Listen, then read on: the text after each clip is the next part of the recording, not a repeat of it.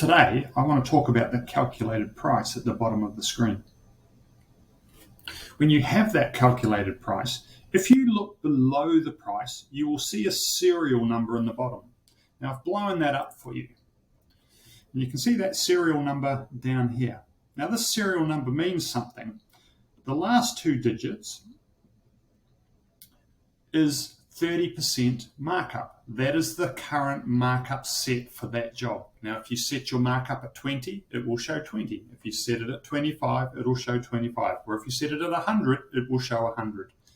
The next four digits, and it could be 3 digits, 4 or 5 digits, or depending on the size of the job, actually is the profit that you are making in that job. So in this particular job, when it's sold for $12,444, you're making $2,872 at 30 points. Now that's very useful when you're sitting in front of a customer. If you need to negotiate and you're not 100% sure what your cost price is, you can look at what your margin is and you can then make a call about whether you do that or not. Now the other digits are simply the version of the software that you're running. So let's take a look at how that might work. So on the job, let's assume that I add in a door.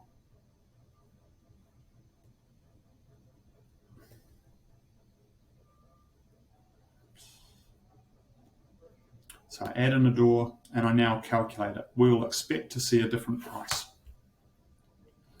Now when that price comes up, of course, it'll be more than the 12,444. It's 12,816. And the profit has changed down the bottom. Of course, the margin hasn't changed, but you can see here, and I've blown it up again, this time we're now making 2,958 at 30 points. So that's very useful for understanding what profit you have in the job if you're sitting in front of a customer. Now, what might be useful sometimes is that if you're sitting in front of a customer, you may not want to display that price at all. And if you don't want to display the price, simply click on the serial number and that price will disappear.